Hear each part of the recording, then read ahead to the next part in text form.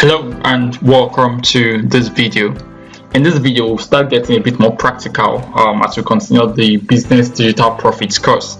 This video will be looking at creating a website for your business, either a product-based business or a service-based business. Now, some things are important when you want to create your website, and before we go into the practical, so just make a run through that. The first thing that is really important is the planning stage. Now, at the planning stage, you have to go ahead and put into either writing or using Trello. Trello is an application that allows you to plan anything at all, any task or a series of tasks at all. So Trello is a project management tool that allows you to plan the things that you want to do, either using a laptop or a phone. Okay, so the planning stage is important, but for the planning stage, what we should look at for your website is the things that you need to plan for. The first thing you need to plan for is the sections.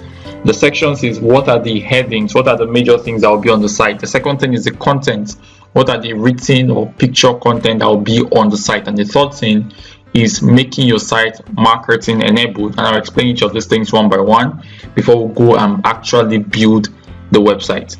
So under sections, there are 4 sections that are very important for a profitable site.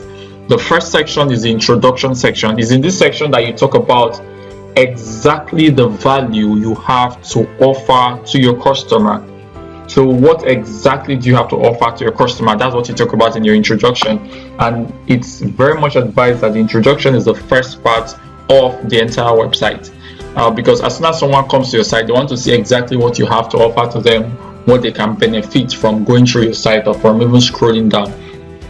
So that first impression is really important. The second section that is important to look at is what I call the obvious call to action. There must be an obvious call to action. By obvious, I mean easy to understand. I mean something that people will not have to crack their heads to really know exactly what the action you want them to take or what you want them to do. So that's what I mean by obvious call to action. The third thing is the image of success. Now, how do people relate with your brand in such a way that they can see an image that represents what they want? Is someone smiling, someone getting a result that your brand is promising? Okay, I'll give you an example of that. But the fourth one is breakdown of revenue streams. Now, this is important for people that do quite a number of things. Okay, you have to have a breakdown of revenue streams. So for your introduction, these are just examples of things that you could use as introduction. There's an example here that says, we give you a premium look anytime you step out. Now, this is something that a fashion brand can use. For example, we give you a premium look anytime you step out.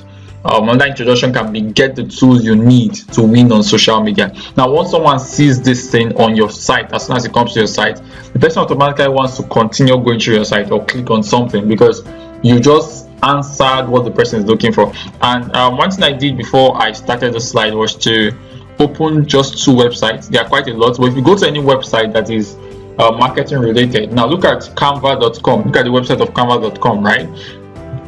You can see design anything. Now this is 2 words, but these 2 words basically solves a problem immediately for their customers. This is what anybody that comes to Canva wants to be able to do.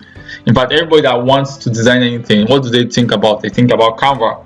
So this is a simple introduction, just like the introductions we've been talking about. Now, there's another one for MailChimp. MailChimp says marketing smarts for big ideas, and they explained it. MailChimp helps small businesses do big things with the right tools and guidance every step of the way.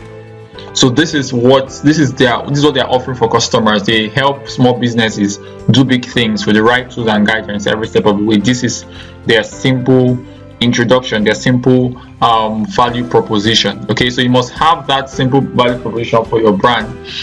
It could be a simple representation of who you are, of what you do, especially for the customer. Now, when the customer comes to your site, the first thing they see should be focused on them, not on you.